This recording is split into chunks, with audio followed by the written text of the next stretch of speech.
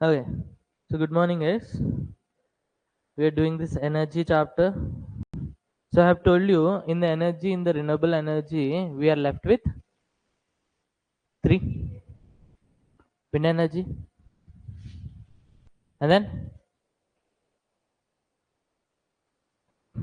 hmm, uh,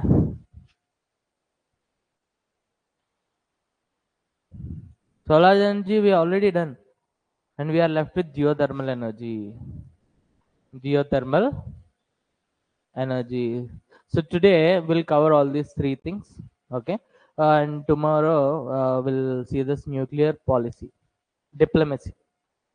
Okay, so this Pokhran test, everything will be covered here in this nuclear diplomacy. But before reaching there, today we'll cover this wind energy, geothermal energy, and ocean energy. Okay, fine. So keep a heading as wind energy.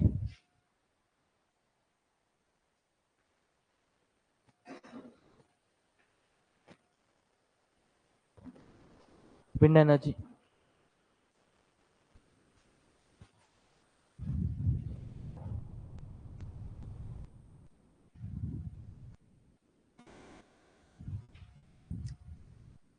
Okay, right up. To generate to generate electricity using wind. To generate electricity using wind. To generate electricity using wind. See, here we'll use a kind of blades, which means turbine, turbine blades. Those are of aerodynamic shape. Aerodynamic shape. So, simple question: what is the shape of blades in the wind energy turbine? Aerodynamic shape. Okay. See, generally what happens here is, see, this is turbine. Okay, and this will be connected to nacelle. Okay, and this nacelle has a pole. Okay, and this contains battery.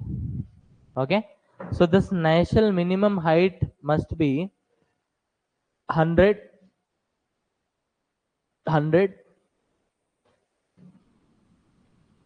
minimum height must be 100 feet, 100 feet or 30 meters. Why? See, if below 30 meters, below 100 feet, okay, what happens is we have buildings. So they'll interrupt the flow of the wind. So what happens here is if we'll take them to the higher level, there no interruptions will be there. So no interruptions will be there for the wind flow. So this wind flow will rotate the turbines, and this turbine will be converting the mechanical energy into electrical energy. So before that, here we need to learn about this nacelle. Okay, before learning this, you know about this gear concept? Gear? Yeah?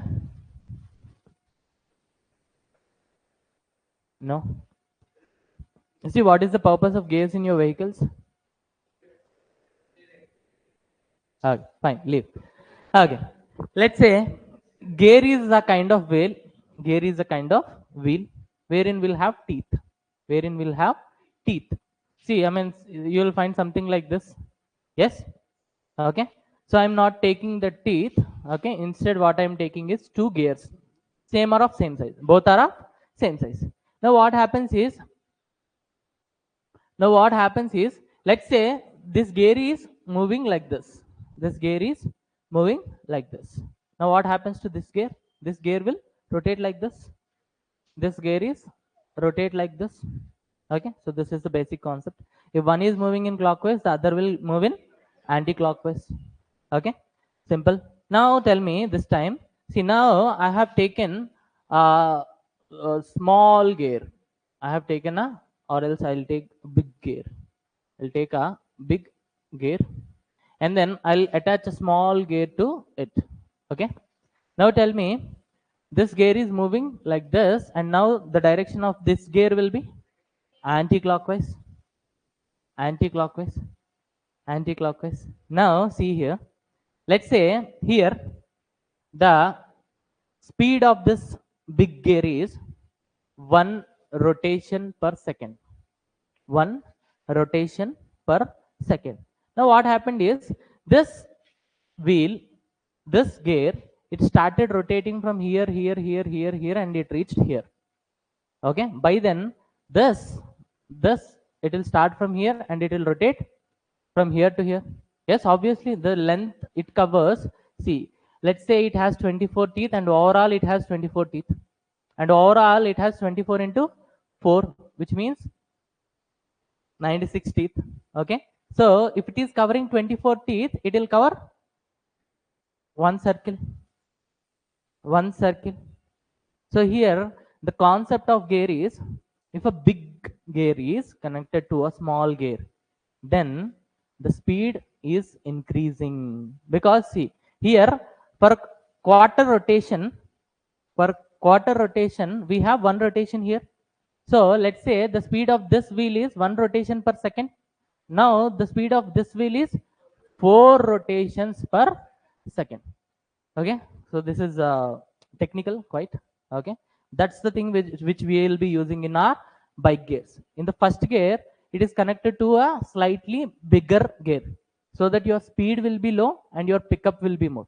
For the second gear, your it will be connected to slightly smaller gear, and maximum gear means maximum speed. Understood? So maximum speed means small size of gear. This concept you understood? Huh? Okay.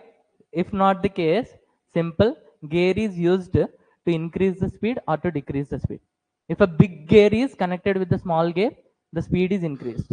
If a small gear is connected to a big gear, then the speed will be decreased. Okay. Understood this concept? Yes. Now with this concept, now we'll see this nacelle. See, this is nacelle. Okay. This is nacelle. So in the nacelle, what happens is, let's say this is nacelle. Okay. In the nacelle, the initial part it is rotating, which means it is connected to the blades. It is connected to the blades. Now whenever the wind comes, aerodynamic design means, I mean, kind of design which will move along with the wind, see, this is a kind of design. If will move, the air will flow from top to bottom, if I'll reverse the direction, from the bottom to top.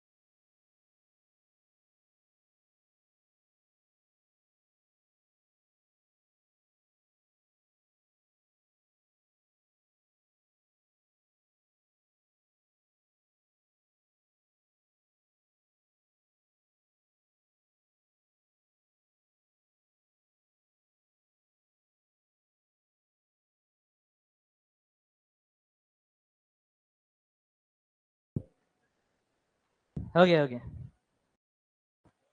So small interruption in between. Okay, get back here. See what I'm telling you is this is nacelle. Okay, and to this nacelle, what will be connected? Turbine blades. Okay, and this nacelle will be connected to a pole, and this pole will have a battery inside. This pole will have a battery inside. Okay, now the minimum length of this pole will be 100 feet or 30 meters, only because to avoid the wind interruptions in the flow of wind. Okay, now I have told you one more concept. If a big gear is connected to small gear, then the speed will be increased or decreased? Increased. If a small wheel is connected to a big gear, then the speed will be decreased. Okay, so now what happens here is when the wind flows when the wind flows, the turbine will rotate, because this is aerodynamic design. Aerodynamic design. So obviously the turbine will rotate. Okay, now once it rotates, it will be connected to a rod. In technical language we'll call this as shaft. What we'll call this as shaft. Okay, so this is low speed shaft. Low speed shaft. Okay, why? See, wind speed. Okay, with the wind speed, turbine is rotating. When, I mean, have you ever seen these turbines? They'll rotate slowly. They'll rotate slowly. So here the shaft will also rotate at the same speed only. But this, with this speed, if we want to convert this mechanical energy into electrical energy, we won't get the electrical energy. Even if we are getting, that is negligible. So here our task is to increase the speed. So to increase the speed, what I'm introducing here is gearbox. In the gearbox, first there will be a gear, and this gear will be connected to a small gear. Small gear. Okay, so a gear will be there. That gear will be connected to a small gear. Obviously the speed will be increased. Now again another shaft will be there. Now this time this shaft is called as high speed shaft. High speed shaft. Now we have got mechanical energy. Simple. Connect to a generator, dynamo. Okay, connect to a dynamo, and dynamo will convert this mechanical energy into electrical energy, and that electrical energy will be stored in the battery. Simple. Yes, so here we are getting wind. This wind is captured by these blades. Those blades are in aerodynamic structure, so obviously with this wind they will rotate. Okay, and I have told you for this wind energy we need minimum 8 kmph speed. What is the minimum speed we required? 8 kmph. And at that point of time, I have told you in India we have around 12 kmph. So obviously in India we have good potential of this wind energy. So now this wind energy will hit the aerodynamic blades, and these blades will rotate. Along with the blades, the shaft will rotate. The shaft is connected to a gearbox, wherein a large gear will be connected to a small gear, which increases the speed of the shaft. Now the shaft speed will be increased.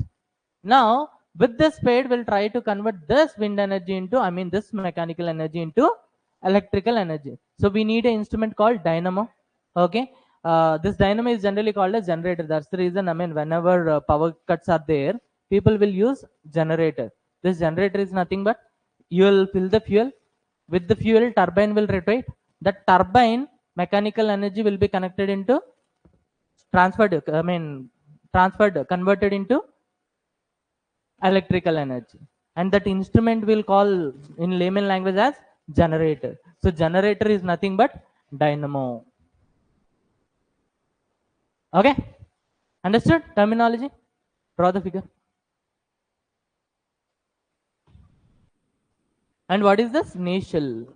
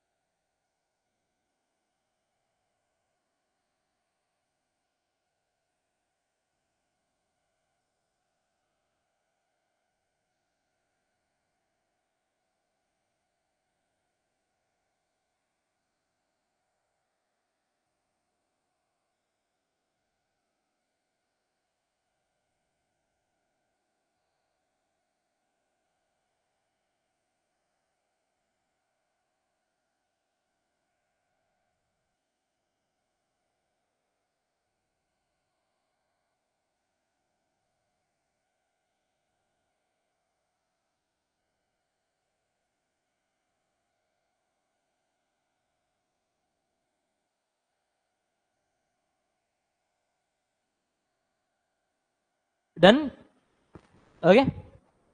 Now see, here let's say the wind direction is this. Okay. Maybe later the wind direction may change, right? Obviously, at that point of time, this will not work. That's the reason there is a instrument called wind vane. There is an instrument called wind vane that will be placed somewhere here. Okay, and this part is kind of rotating part. This part is kind of rotating part. Now this is a kind of sensor wind vane. Okay, this wind vane is a kind of sensor. Now what this wind vane will do is, okay, it will check the direction of wind. Okay, according to the direction of wind, it will rotate. Simple. According to the direction of wind, it will rotate. Right? The blades are designed in. The blades are designed in aerodynamic direction. The blades are designed in aerodynamic design. The blades are designed in aerodynamic design. The blades are designed in aerodynamic design. Next point. Mounted at minimum, mounted at minimum, mounted at minimum, mounted, mounted at minimum 100 feet or 30 meters above ground, or 30 meters above ground, 30 meters above ground. Next point, wind vane is used to check the direction of the wind. Wind vane is used to check the direction of the wind. Wind vane is used to check the direction of the wind.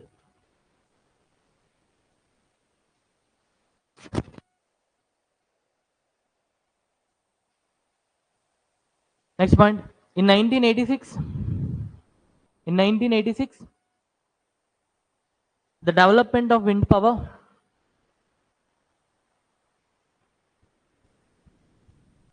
in India began. In 1986, the development of wind power in India began.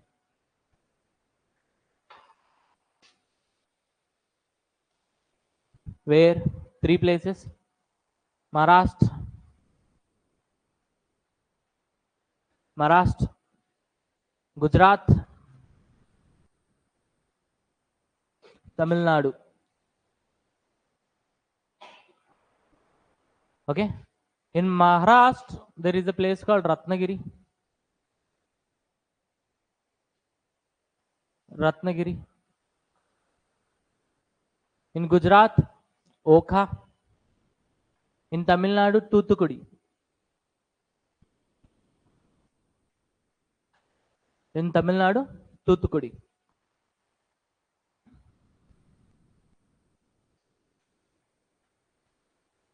Tuticorin. Toothukudi. So these are some facts associated with this wind energy.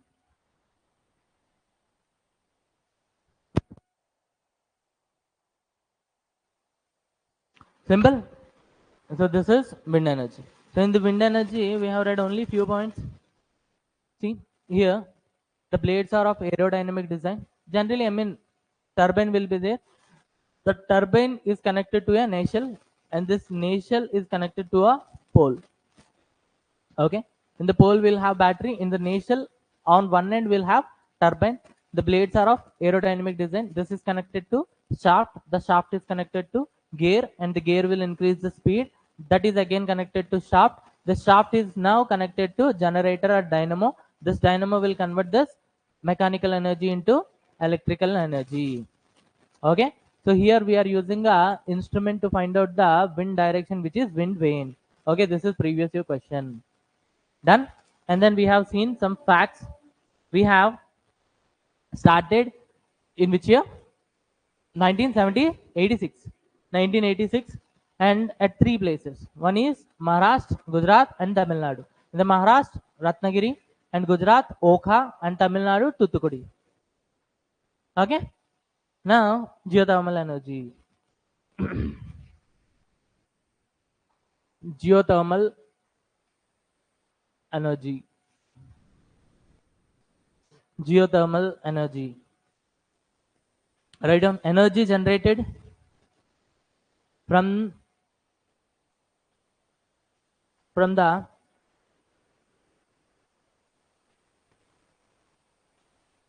heat produced by the earth. From the heat produced by the earth. From the heat produced by the earth. So now tell me, what is geothermal energy? Heat produced by the earth. Thermal means heat. Geo means earth. So here we'll produce a kind of energy from the heat which is there in the earth. Okay. Now what happens here is, generally, if I'll consider this as earth, okay, and the radius of the earth is inner core, somewhere around 630 kilometers. Okay, somewhere around 630 kilometers. So here you'll find maximum heat, but to generate electricity we need minimum heat. With that heat, at least we need to convert water into vapor. That vapor should run the turbines, and then this turbine will be connected to a dynamo, and this dynamo will give us electrical energy. So we need minimum heat. That minimum heat will get once we'll dig deeper to 80 kilometers. How much? 80 kilometers. And what is the deepest hole till now? People digged 12 kilometers. Russia. Russia, it has tried and it has digged a hole of around 12 kilometers deeper. India, 3 kilometers. India, 3 kilometers. 3 kilometers, I mean, it is good enough. 1 kilometer, even it's lengthy. Okay. India has done the task till 3 kilometers and Russia has tried till 12 kilometers. Okay. But here, if you place some water, this will not convert into vapor, because if it has to convert into vapor, then it minimum needs 80 kilometers. Okay. But they have reached only 12 kilometers. Here, if you will place some water, they will not convert into vapor. If they'll convert into vapor, then only that will be converted into mechanical energy, and that will be converted into electrical energy further. Okay. So what happens here is, there are some spots. There are some spots where what happens is, from 300 meters only they'll produce heat. From 300 meters only they'll produce heat, and this heat is useful for converting water into vapor. Okay. Why? What are these places or spots containing? Here, these spots, I mean, the soil of these spots contains radioactive elements. Radioactive elements. So, radioactive element means highly inactive. Highly inactive. So what happens is, the fission process which we have already read. Okay, now in these places underground there will be a process which is going on. This is fission process. Fission process. See, I have already told you, once the temperature is increased, with the temperature pressure will increase. Then what will happen? The reactor will blast. So here reactor is earth only. So whenever the temperature inside it is increasing, along with the temperature pressure will rise. Once it will blast, then we'll call this as volcano. Then we'll call this as volcano. So volcano is nothing but the place where this spot is there. Under this spot, some radioactive elements. See, when I say radioactive elements, not only these three things: uranium, thorium, and plutonium. Uranium, thorium, plutonium we are using only because we have technology. In the uranium also, we are using only uranium 233 and 235, only because we have technology. We are leaving uranium 239, 234, and 230. I mean, remaining we are using. Okay, still we are leaving 239 and 234. Why? We don't have technology. Similarly, for remaining metals also, I mean, I have already told you in the periodic table, after 82, which means from 83, all are radioactive elements, which means they are highly inactive. See, all these elements, by using them, we can produce energy. But the thing here is, we don't have technology. But Earth, under this, like the God has created the technology. With that technology, there is a process called fission will happening inside. Okay. Once the temperature and pressure, if it is increased or there at that point, then what happens is, it will burst out, and that will call it as volcano. If it is not bursting out, okay, it is simply there inside the earth surface. Then above that, if there is a pond, then we'll call it as heat pond. Yes. Yes, concept you understood. So next time in your geography classes, I mean, soon you're gonna observe, because anyways you are having this physical geography, right? So in the physical geography, anyways, you'll be having this concept called volcano. Okay, there in geography, because geography faculty will explain in their sense, but the actual sense is, because of radioactive elements, there is a heat which is there inside. Okay, that heat, whenever high temperature, high pressure is there, it will burst out, and we'll call it as volcano. Okay, right on. Okay, at a depth of more than 80 kilometers, at a depth of more than 80 kilometers, at a depth of more than 80 kilometers,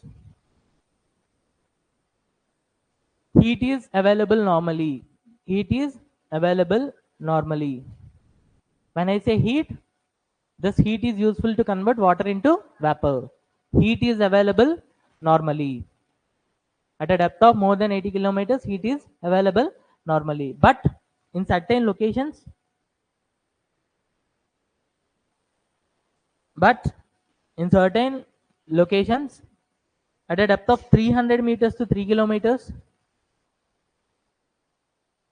at a depth of 300 meters to 3 kilometers, heat will be there.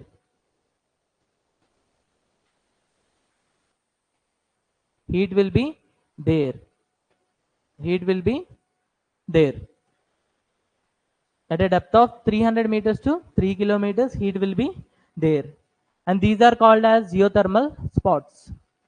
These are called as geothermal spots. These are called as geothermal spots. Okay. Next point. Because of the presence of radioactive elements,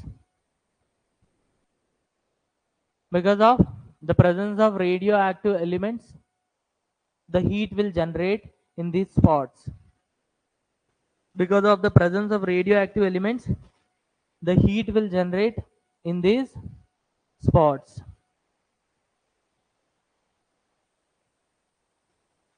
Okay,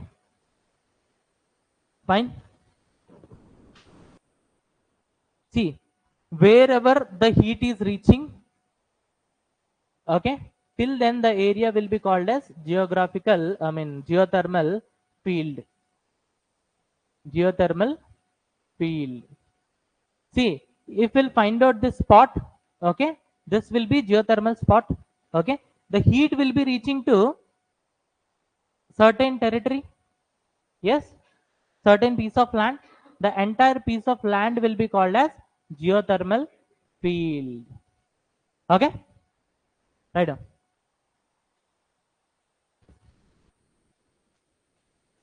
Okay, the heat which is reaching the land which is getting the land which is getting the land which is getting the land which is getting heat through the geothermal energy through the geothermal energy is called as geothermal field. Geothermal field. Okay, the land which is getting heat through the geothermal energy is called geothermal field. Geothermal field. Okay, now write down a fact. World's world's first geothermal power plant.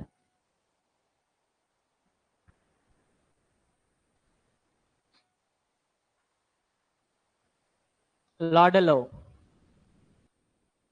Laudello, Italy. Laudello, Italy,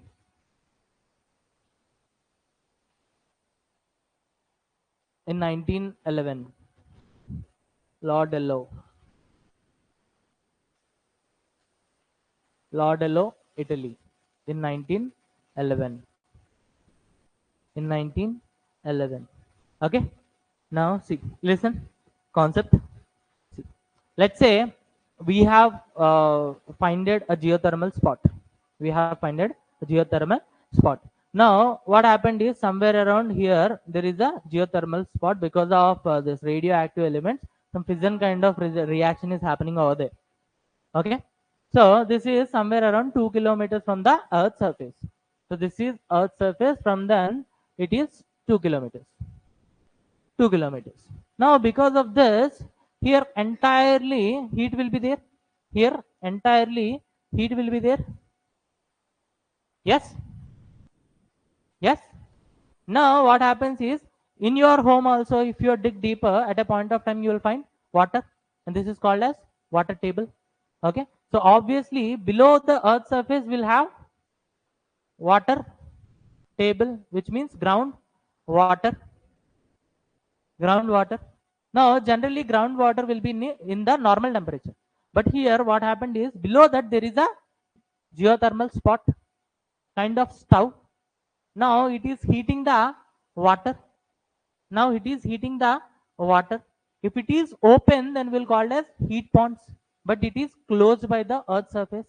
Now what happens is people will find the geothermal spots in their countries.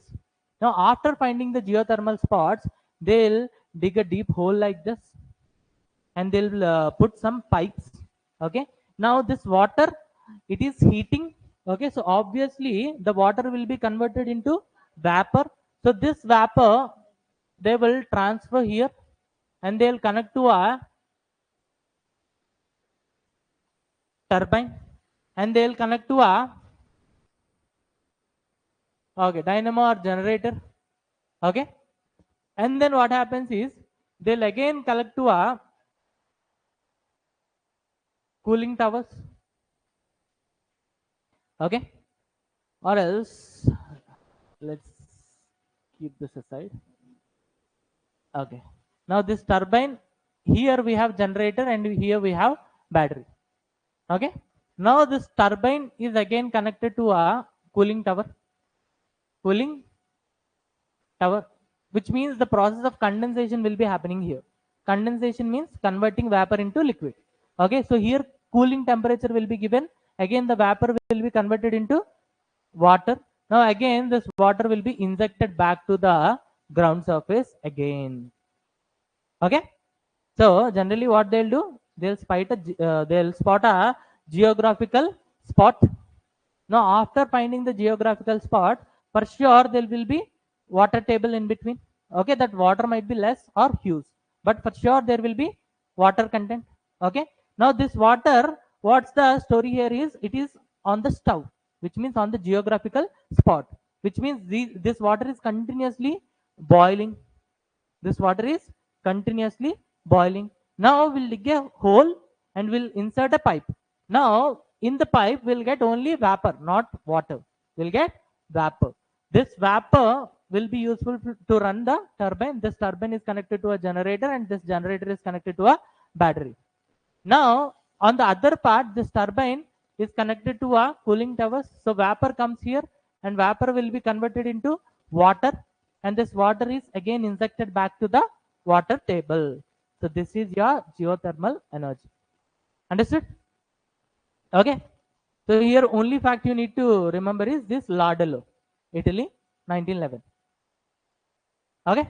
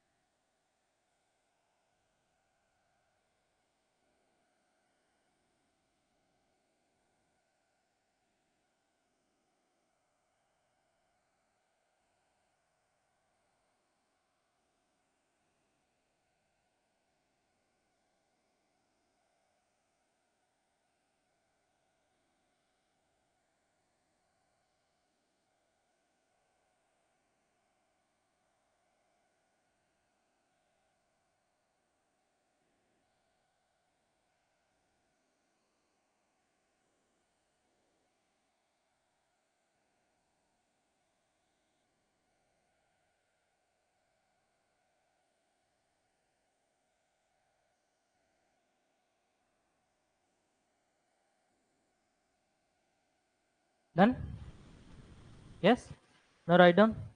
India's geothermal potential is India's geothermal energy potential is India's geothermal energy potential is 10 gigawatts. 10 gigawatts or 10,000 megawatts. So in the entire country, using this geothermal energy, we are producing only 10 gigawatts electricity. So this is quite less in number. So obviously in UPSC, they won't ask you any question from this. Okay. If in case, if in future, if they'll ask you, then these points you need to remember. But this is important, this Lord level. Lord level is important because this is a fact. Okay. 1911. First geothermal plant. Okay. Now we are left with ocean energy.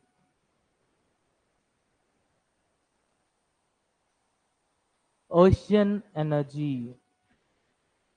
Okay. Before that, write down a statement. Around 70% of Earth's surface, around 70% of Earth's surface is covered by ocean. Around 70% of Earth's surface is covered by ocean, and hence they are the they are the world's largest solar collectors. Hence they are the world's largest solar collectors. Around 70% of the Earth's surface is covered by oceans, and hence they are the world's largest solar collectors. Okay. So here we have three forms of this ocean energy. How many forms? Three forms. One is tidal energy. Tidal energy. And then wave energy. Wave energy. And third one is ocean thermal energy. Okay. You know only this tidal energy. But we have, write down, three forms of ocean energy are there. Three forms of ocean energy are there. If you have already written, no worries. Tidal energy, wave energy, and ocean thermal energy. Ocean thermal energy.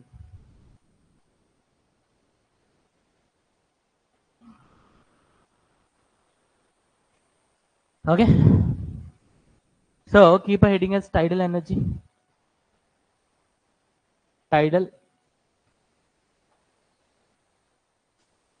What are tides? We have two types of tides, high tide and low tide. Okay. What are tides? Huh? Huh?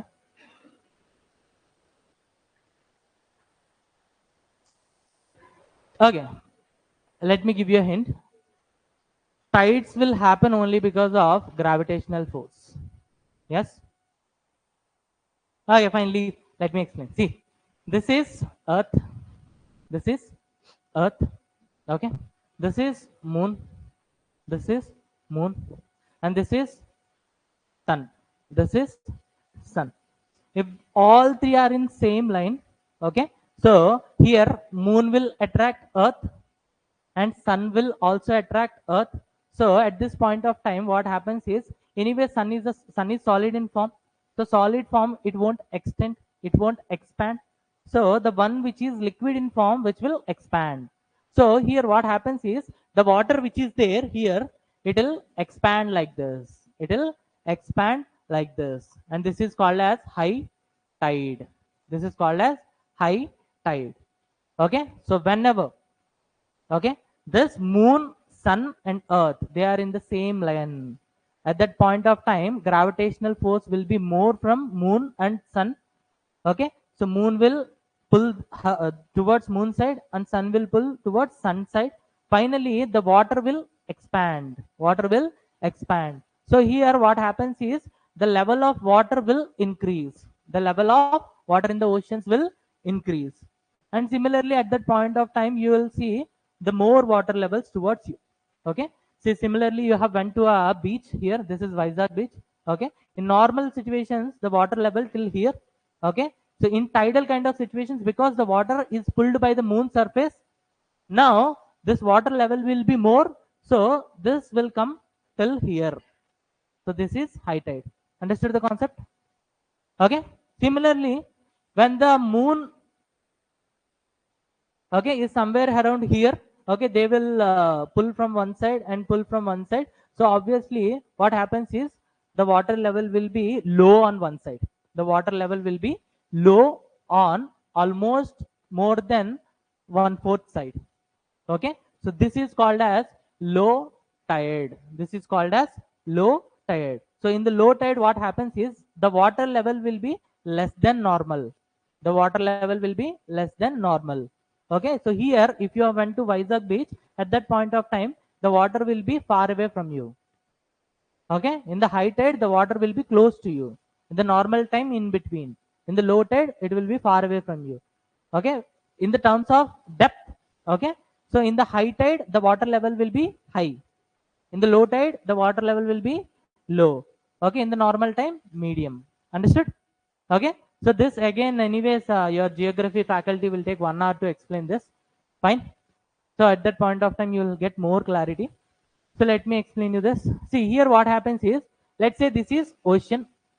Let's say this is ocean, this side. Okay. Okay. Now here I have constructed a dam. I have constructed a dam. Okay. Reservoir. Okay. Now what happened is, in the normal time, this is normal time and this is high tide time. And this is low tide time. Okay, in the dam what we will be having is a turbine, and this turbine is connected to, again, same dynamo, and this dynamo will convert this electrical energy into mechanical energy into electrical energy. Okay, now see here, normally both the levels are same. Both the levels are same. Okay, now let's say there is a high tide kind of situation. Now here the water level will be increased, so obviously the water will flow from here to here. At that point of time, whenever they are flowing from here to here, they'll rotate the turbines. They'll rotate the turbines, and thus mechanical energy will be converted into electrical energy during high tide. In the low tide, what happens is, in the low tide, again see, in the low tide, both both are normal. Both are normal.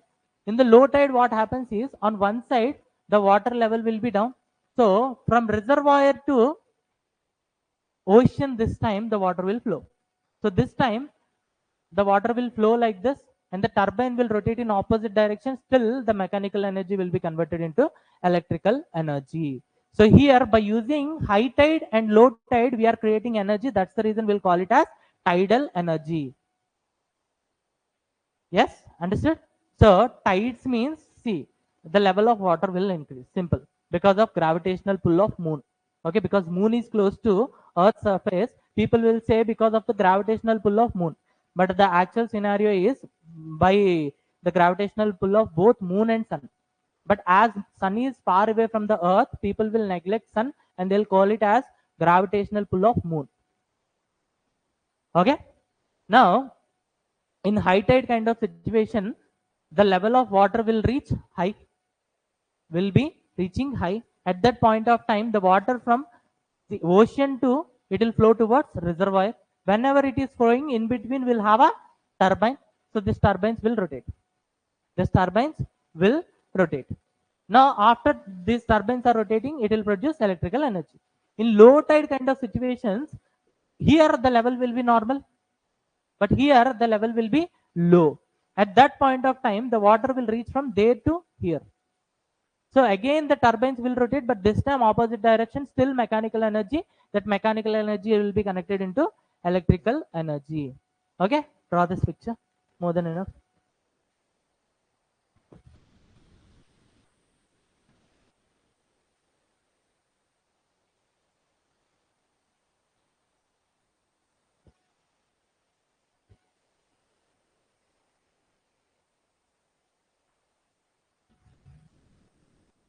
This is why. This is ocean.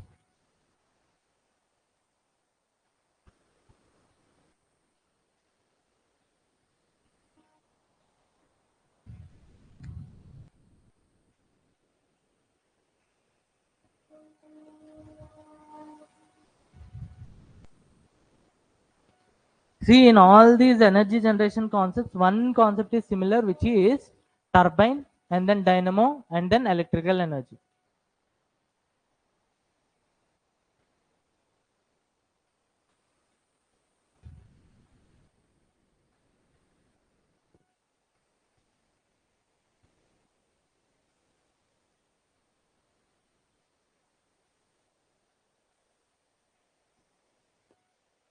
Only in the solar energy we have read about inverter. Yes? What is the purpose of inverter? It will convert AC to DC and DC to AC.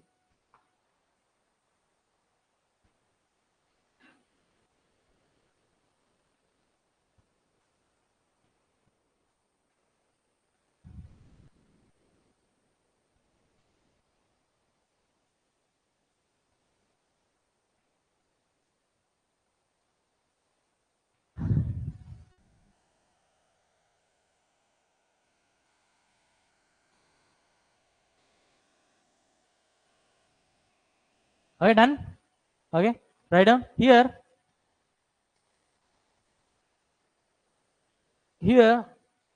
energy is generated using the tides of ocean. Here, energy is generated using the tides of the ocean.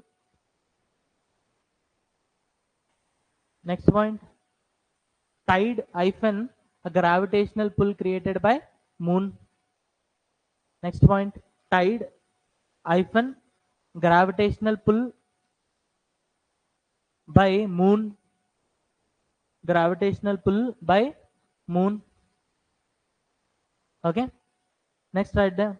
Tides are further divided into two types: high tide and low tide. Tides are further divided into two types: high tide and low tide.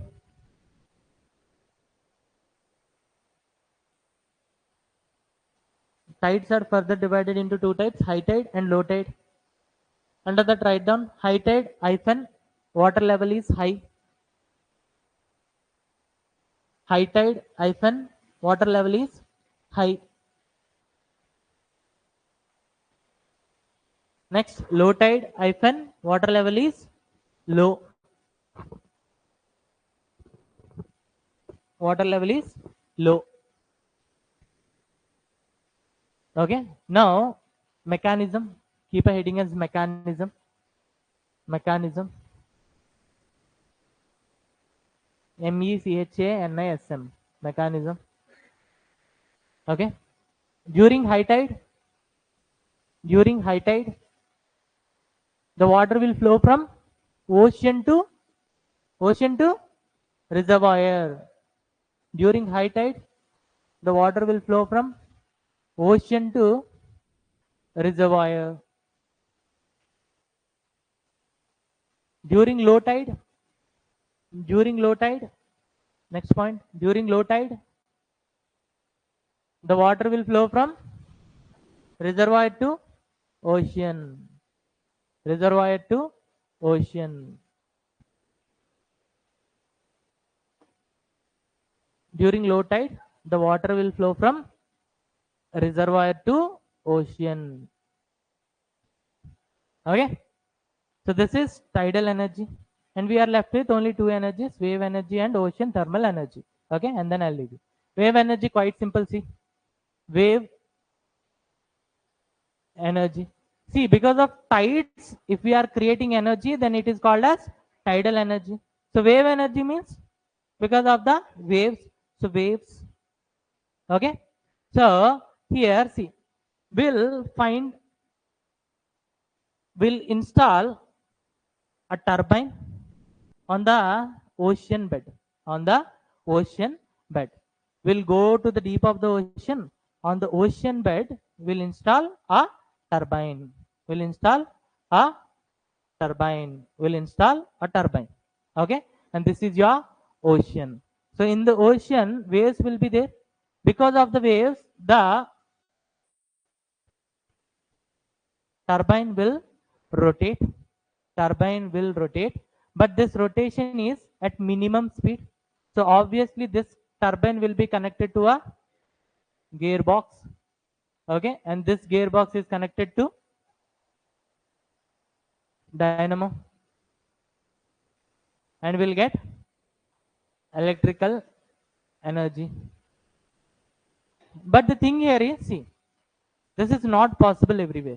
This is not possible everywhere. See, let me tell you something. See, I have taken two levels of water. Okay, here the level of water is, let's say 10 meters. And here I have taken the level of water is 1 kilometer. 1 kilometer. So waves generally form on the surface of the ocean. So let's say here I have placed a metal, and here also I have placed a metal, which is light in weight, which is light in weight. Now tell me, let's say waves are there here. Now, does it has any effect on the metal? No. But here, if the waves are there, obviously effect will be there on this metal. So it is not installed on every ocean bed. Where we'll install is, we'll find such a ocean, such a place where the depth is quite low. Okay, at that place we'll install these turbines. Then only they will work. If not the case, they'll be stagnant. They won't rotate and they won't produce electrical energy. The only point you need to remember here is they will be installed in a places where the depth is low or minimum. Okay, so draw this diagram and then I'll dictate. This is ocean bed. Draw this one. This is this one, ocean bed.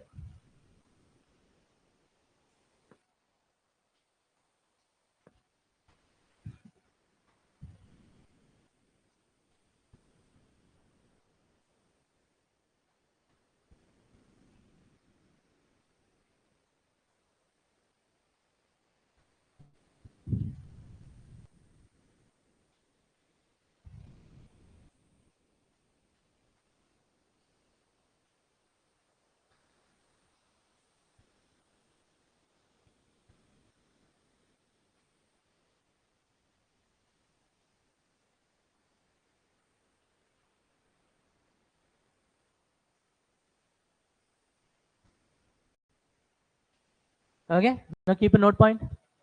The turbines are installed where? The turbines are installed in a place where the depth is minimum. The turbines are installed in a place where the depth is minimum. The turbines are installed in a place where the depth is minimum. The turbines are installed in a place where the depth is minimum. Okay.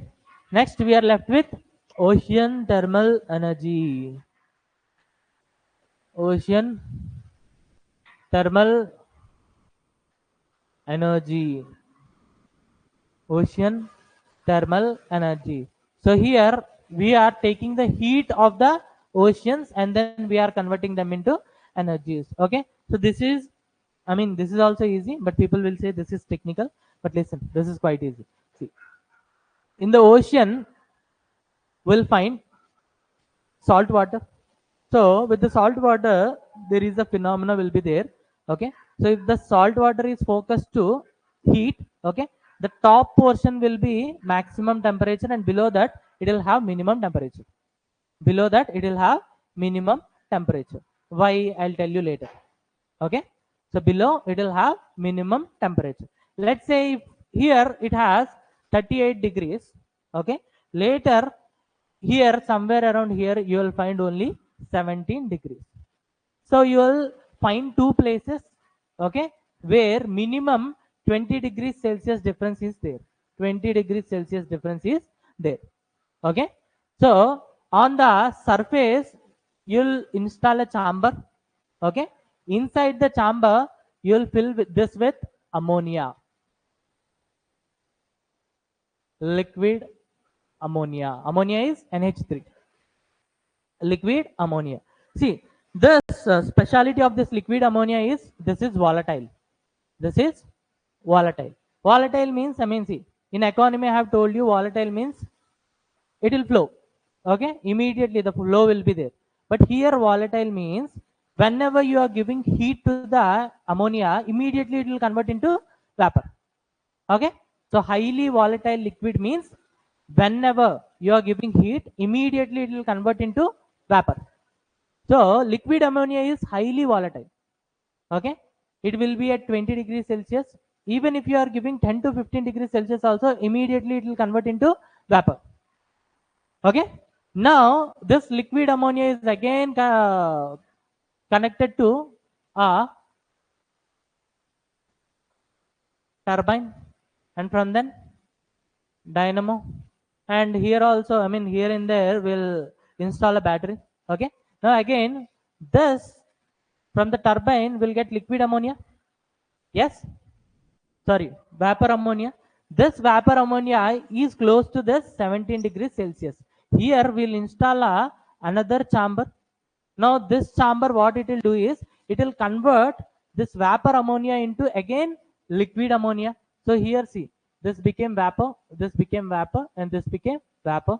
Here also it is vapor, here also it is vapor. And once it is connected, I mean contacted with the 17 degrees Celsius, now it will convert into liquid again. Okay, this liquid will be transferred again to here. Again, with the help of this heat, what happens here is this will be vaporized. Again it will run the turbine. Again it will go to this chamber. Again liquefied. Again it will go to liquid ammonia chamber. Again it will grab the heat. Again it will vapor. Again it will turn the turbine. So this is ocean thermal energy. Understood? Okay, this is not technical at all. Here, instead of water, what we are using? Liquid ammonia. Why we are using liquid ammonia is highly volatile, which means whenever you are giving the heat, immediately it will convert into vapor. Okay, draw the diagram.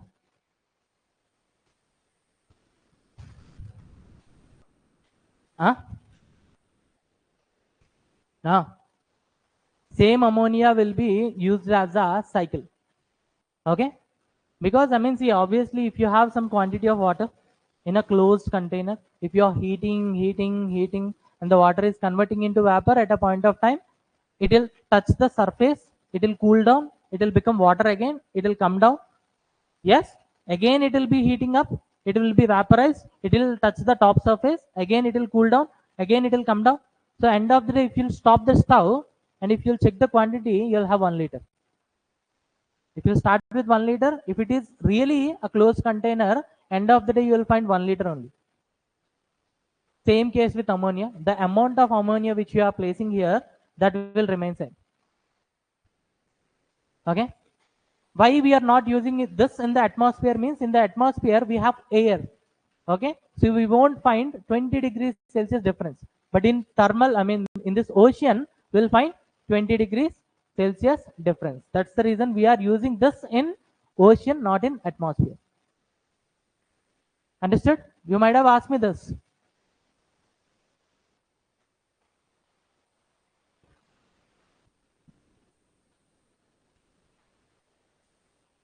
Okay, after reading this, our question will be, what is the material or the substance which we will be using in the generation of ocean thermal energy?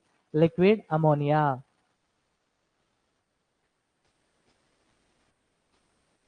And your second statement will be, liquid ammonia is highly volatile. Yes, so both 1 and 2 are correct. So this will be our question.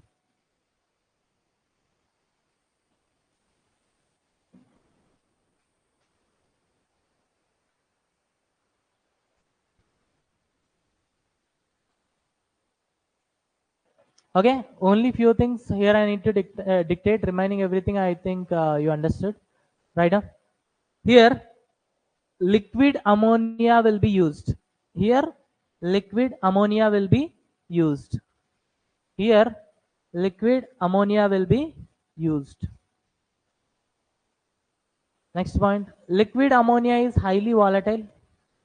Liquid ammonia is highly volatile. Volatile. liquid ammonia is highly volatile, which means which means whenever you are giving heat to the liquid ammonia, which means whenever you are giving heat to the liquid ammonia, whenever you are giving heat to the liquid ammonia, it will immediately convert into vapor. It will immediately convert into vapor. This is your ocean thermal energy. Okay, keep a note point and write down. So in India, we have high tidal energy capacity. Remaining, we are not using that much technology. This is the technology which are used by the foreign countries. In India, we are using quite less. Okay, only one plant is there. With that plant also, we are producing somewhere around 50 megawatts. So this is not considerable. Okay, so in India, what we are using? Tidal energy. That's the reason people will, teach you in the name of tidal energy only. Nobody will tell you ocean energy, because remaining two they'll leave because they are not important at all. But the thing here is we cannot believe UPSC. UPSC means unpredictable, so we have to read everything. Okay, that's the reason I have told you. Okay, so keep a note point. The Gulf of Cambay, Gulf of Cambay, Gulf of Cambay, and Gulf of Kutch. Gulf of Cambay and Gulf of Kutch. Gulf of Kutch have high potential of tidal energy.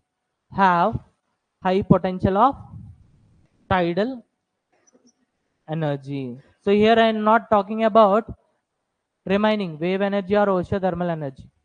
Okay, here I am talking only about tidal energy, because in India we are producing mostly using tidal energy only. Okay, when I say tidal energy, you need to remember that concept: high tide, low tide. Okay, so with this all the renewable energy concepts are done. Okay, one is left, which is hydroelectric power plant. So in the hydroelectric power plant, I mean, no need to write anything, simple listen. Okay, what happens here is, let's say this is a mountain. Okay, from the mountain a water is flowing. From the mountain a water is flowing like this, flowing like this. So in between what we'll be doing is, like, here we'll install a turbine, and this turbine is connected to dynamo, and this is connected to battery. So this is your hydroelectric power plant. So no need to explain this. Okay, so by now you would have understood the concept. Fine. Okay, so tomorrow we'll see this nuclear diplomacy. Okay, Pokhran test, everything we'll see. Okay, so bye for today. Tomorrow I'll meet you.